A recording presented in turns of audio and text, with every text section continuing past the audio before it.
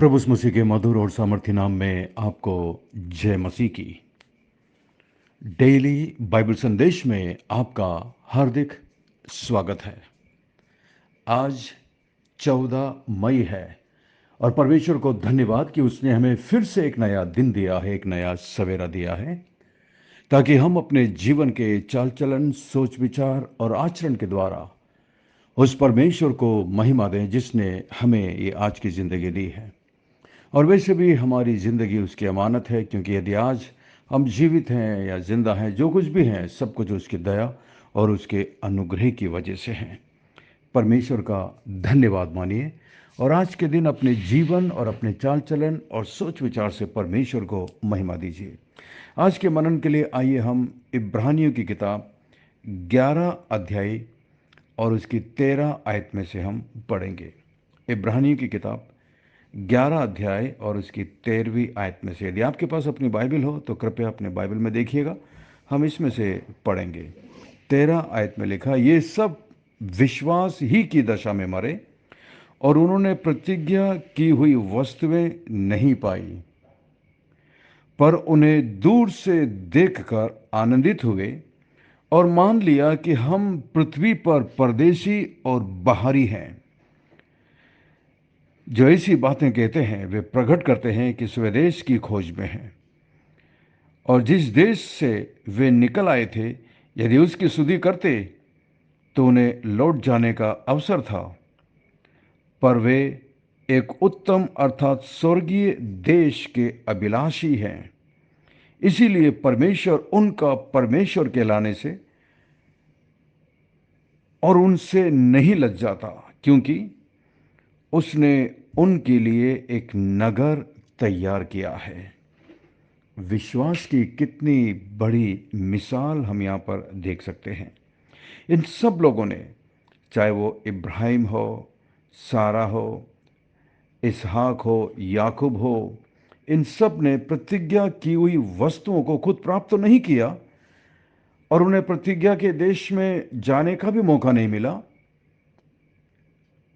पर उन्होंने अपने वंश को, और ना ही उन्होंने अपने वंश को बढ़ते हुए या उस देश को कब्जा करते हुए देखा, लेकिन उन्हें विश्वास था कि परमेश्वर भविष्य में अपने द्वारा की गई प्रतिज्ञा को जरूर पूरी करेगा। परमेश्वर विश्वास योग्य है, इसलिए उन्होंने उस पर विश्वास किया और विश्वास के द्वारा उस प्रतिज्ञा की हुई वस्तुओं को दूर से देखा, भविष्य में देखा।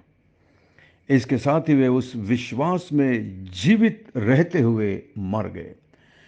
जो प्रतिज्ञा परमेश्वर ने उनसे की थी उसे भले ही उन्होंने अपनी आंखों से नहीं देखा, लेकिन अपने विश्वास की आंखों से दूर से देखा। इसको कहते हैं विश्वास। परमेश्वर ने आपसे और मुझसे भी बहुत सारी प्रतिज्ञाएं की है। नया नियम प्रतिज्ञा से भरा पड़ा है विश्वासियों के लिए। प्रभु यीशु मसीह ने खुद कहा, मैं तुम्हें कभी छोड़ूंगा नहीं, मैं तुम्हें अनाथ नहीं छोड़ूंगा। क्या आप इस प्रतिज्ञा पर विश्वास करते हैं? उसने कहा, मैं जगत के अंत तक सदैव तुम्हारे साथ हूं। क्या आप इस पर विश्वास करते हैं? उसने कहा, मुझसे मांगो मैं तुम्हें दूंगा। क्या आपको विश्वास है? यह है विश्वास का जीवन। हमारा विश्वास हमारे जीवन, हमारे कामों से दिखाई देना चाहिए, क्योंकि जिस तरह इन पूर्वजों ने विश्वास किया और उसके अनुसार वो चले भी, भले ही उन्होंने उस प्रतिज्ञा के देश को नहीं देखा या अपने उन संतानों को नहीं देखा जिनसे परमेश्वर ने प्रतिज्ञा की थी कि मैं उन्हें वहाँ उस देश में पहुँचाऊँगा, नहीं देखा, लेकिन फिर भी वो विश्वास योग्य रहे परमेश्वर के प्रति। और वो जिस देश से निकल करके आए थे, वो चाहते तो वापस लौट सकते थे, लेकिन वो वापस नहीं लौटे। उन्होंने दुख उठाया, कष्ट उठाया, परेशानी उठाई, पीड़ा उठाई, तकलीफ उठाई, लेकिन अपने विश्वास से हटे नहीं। यही विश्वास हमारे अंदर होना चाहिए। क्या हमारे अंदर यही विश्वास है?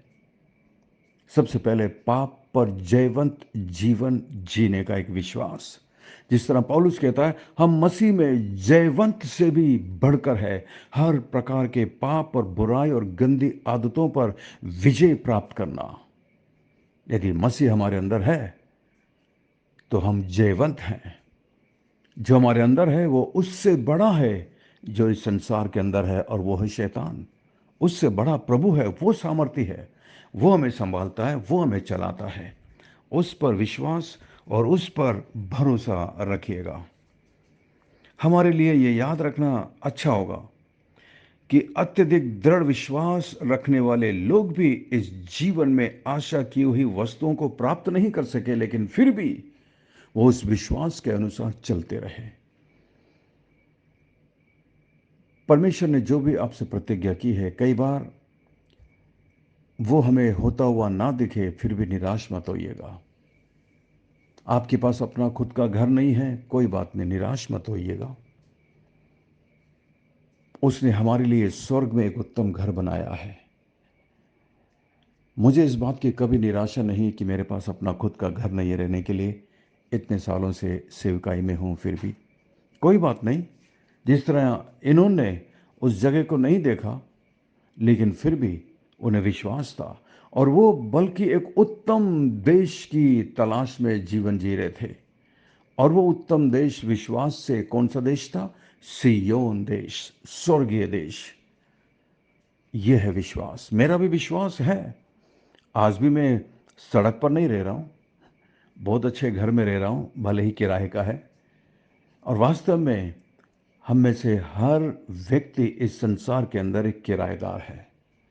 कोई भी व्यक्ति हमेशा के लिए इस संसार के बनाए हुए घर में नहीं रहेगा। हम सब किराएदार हैं, मालिक तो सिर्फ वो है। इसलिए मुझे इस बात का कोई फिक्र नहीं है, कोई दुख नहीं है। मैं जानता हूँ स्वर्ग में मेरे लिए एक अद्भुत जगह तैयार की गई है। मुझे विश्वास है और मैं उस विश्वास के अनुसार जीवन जीता हूँ। 14 आयत में देखिए, जो ऐसी बातें कहते हैं वे प्रकट करते हैं कि स्वदेश की खोज में हैं। देखा, वे एक स्वदेश की खोज में थे, अपने देश की खोज में थे, वो देश जिसे परमेश्वर ने उनके लिए बनाया। जिस तरह इब्राहिम, इसहाक, याकूब ने स्वीकार किया कि वो इस पृथ्वी पर अजनबी हैं और परदेशी हैं। 13वीं आयत में, उनका सच्चा निवास स्थान और उनकी सच्ची नागरिकता स्वर्ग में थी। वे एक स्वर्गीय देश अर्थात कभी ना मिटने वाले देश की तलाश में थे। क्योंकि उन्होंने परमेश्वर के देश, परमेश्वर के स्वर्गीय नगर की खोज की, इसलिए परमेश्वर के लिए यह कोई अपमानजनक या शर्मनाक बात नहीं थी कि वे उसे अपना परमेश्वर करके पुकारते हैं। और परमेश्वर भी कहता कि ये लोग मेरा आदर करते हैं, मैं इनका आदर करूंगा। जिसे 1 शमूएल चैप्टर 2 वर्स 30 में वहाँ परमेश्वर ने कहा, जो मेरा आदर करता है मैं उसका आदर करूंगा। और जब आप परमेश्वर पर पूर्ण विश्वास करते हैं हर बात के लिए, आप एक तरीके से परमेश्वर का आदर करते हैं। और परमेश्वर ने कहा, मैं उनका आदर करूंगा। और आज देखिए, इब्राहिम, इसहाक, याकूब का कितना बड़ा आदर है। लोग अपने बच्चों के नाम को रखते हैं इस नाम से। इब्राहिम, इसहाक, याकूब ने परमेश्वर, इसहाक का परमेश्वर, याकूब का परमेश्वर कह करके संबोधित किया, उन्होंने सम्मानित किया। परमेश्वर ने कहा, मैं याकूब का परमेश्वर हूँ, अब्राहम का परमेश्वर हूँ, इसहाक का परमेश्वर हूँ। इस तरह परमेश्वर उनको सम्मान देता है, क्योंकि उन्होंने परमेश्वर को सम्मान दिया था। किसी व्यक्ति को इससे अधिक ऊंचा कौन सा सम्मान प्राप्त हो सकता है, बताइए। इससे ऊंचा कोई सम्मान नहीं है कि परमेश्वर कहे, ये मेरे लोग हैं, मैं इनका परमेश्वर हूं। क्या आज परमेश्वर आपका नाम लेकर बोल सकता है कि मैं तुम्हारा परमेश्वर हूं, मैं आपका परमेश्वर हूं? आपके शब्द की जगह क्या आपका नाम आ सकता है? जरा सोचिए और विचार करिए, आपका विश्वास का जीवन कैसा है? प्रभु से प्रार्थना करिए चेलों की तरह, प्रभु मेरे विश्वास को बढ़ाइए। विश्वास, क्योंकि बिना विश्वास के आप परमेश्वर को प्रसन्न नहीं कर सकते। विश्वास को अपने कामों से दिखाइए, और ऐसा करने में परमेश्वर हम सबकी मदद करे। आइए हम प्रार्थना करें। स्वर्ग में विराजमान जीवित और जिंदा परमेश्वर, अनुग्रहकारी दयालु पिता, विलंब से कोप करने वाले अति करुणामय परमेश्वर, हम प्रार्थना करते हैं परमेश्वर, प्रत्येक तेरे दास और दासी जो इस वक्त हमारे साथ प्रार्थना में है, प्रत्येक पर अनुग्रह और दया करिए प्रभु। आपके लिए कुछ भी मुश्किल नहीं है। दया करिए प्रभु, अनुग्रह करिए। मैं विशेष प्रार्थना करता हूँ रजनी आंटी के लिए प्रभु जी, आपकी दया, आपकी कृपा उन पर बनाए रखिए प्रभु जी। जो बीमारी तकलीफ में वो परेशान है प्रभु जी, आप उन्हें अपनी शांति दीजिए, चंगाई करिए प्रभु। मैं प्रार्थना करता हूँ मान परमेश्वर, भाई गुप्ता के लिए प्रभु, भाई जितेंद्र गुप्ता के लिए मैं प्रार्थना करता हूँ। उनके परिवार को आशीष दीजिए, उनके बच्चों को आशीष दीजिए प्रभु। पिछले दिनों में प्रभु जी आपने जो भी आशीषें उनके जीवन में दी, उनका वैवाहिक जीवन में जो आशीषें आपने उनको दी प्रभु, इसके लिए तेरा धन्यवाद। उनके बिजनेस में, उनके काम पर आशीष देना प्रभु जी। और महान परमेश्वर, जहाँ पर आपने उन्हें रखा है वो आपके लिए एक महान साक्षी और गवाही बन सकें। आपके लिए कुछ भी मुश्किल नहीं है प्रभु। मैं प्रार्थना करता हूँ ब्रदर जी.पी. राय के लिए, उन पर भी तेरी दया, तेरा अनुग्रह बना रहे। उनके परिवार पर, उनकी सेवकाई पर आपकी आशीष रहे। प्रार्थना करते हैं भाई रमेश राय के लिए प्रभु जी, सिस्टर इंदिरा के लिए प्रार्थना करते हैं। पिछले दिनों में जो भी तकलीफ उनके शरीर में थी, परेशानी थी प्रभु जी, आप उन पर अनुग्रह और दया करना मान परमेश्वर, पूर्ण तरीके से चंगाई देना प्रभु। मैं विशेष प्रार्थना करता हूँ मान परमेश्वर एलिस के लिए और पुनीत के लिए, और जो बच्चा आपने उनके परिवार में एक उपहार के रूप में दिया प्रभु, उसके लिए तेरा धन्यवाद। महान परमेश्वर, माँ को और बच्चे को अपने फंकों तले सुरक्षित रखना। आपका अनुग्रह उनके जीवन में निरंतर बनी रहे मान परमेश्वर। धन्यवाद, धन्यवाद। हमारी विनती प्रार्थना को सुनने के लिए धन्यवाद। सब कुछ यीशु मसीह के मीठे महापवित्र नाम से मांगते हैं, आमीन, आमीन। बहुत बहुत धन्यवाद हमारे साथ बने रहने के लिए, संदेश को सुनने के लिए। मैं आशा करता हूँ आज के संदेश के द्वारा परमेश्वर ने आपके दिलों से बातचीत की है।